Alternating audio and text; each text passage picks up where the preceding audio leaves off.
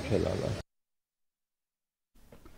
आणि आता बातमी चक्क आमदारांनाच फसवल्याची। भाजपच्या 4 महिला आमदारांची फसवणूक झाल्याची माहिती समोर आलेली आहे।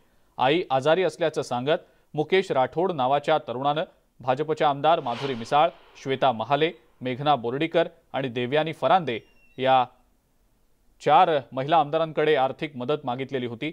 आमदारांनी सुद्धा मदत म्हणून ती रक्कम ऑनलाईन ट्रान्सफर केली, मात्र नंतर तो कॉल फेक असल्याचं त्यांच्या लक्षात आलं। या प्रकरणी पुण्यातल्या बिब्बेवाडी पोलीस ठाण्यात गुन्हा दाखल करण्यात आलेला असून पुणे पोलिसांकडून आरोपीचा सध्या शोध सुरू आहे।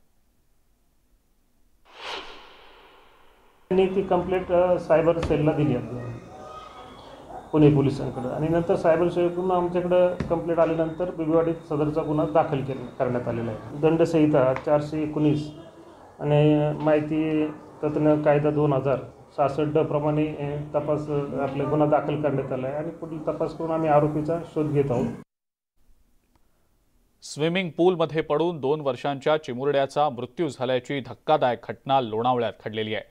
नाशिकमध्ये राहणारे अखिल पवार आपल्या कुटुंबियांसोबत 12 जुलैला लोणावळ्याला आपल्या मुलाचा वाढदिवस साजरा करण्यासाठी गेलेले होते, मात्र त्याच वेळेला त्यांचा मुलगा खेळता खेळता स्विमिंग पूल जवळ गेला आणि स्विमिंग पूलच्या पाण्यात पडला। या घटनेमध्ये त्याचा मृत्यू झाला। हा सगळा प्रकार सीसीटीव्हीत कैद झालाय।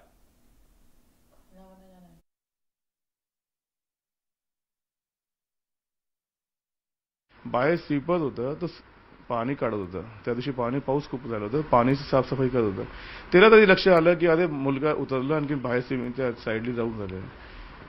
आणखीन तो हळूच गेला मुलगा, आणखीन ते खेळणी ठेवली होती, खेळणीच्या लालचमध्ये त्यांनी पाय ठेवलं स्विमिंग पूलचं, आणखी आतमध्ये गेलं।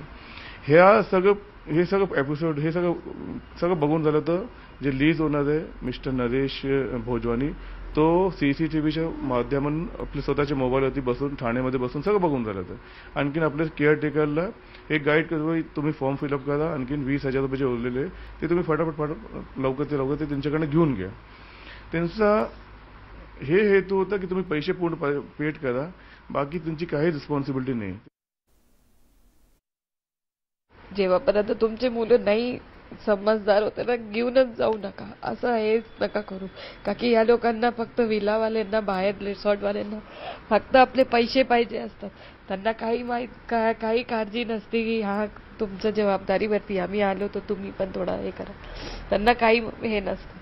आणखी कुठे पण घेऊनच जाऊ नका, मी तो हेच म्हणणार आहे, आणखीन कोणाला नाही।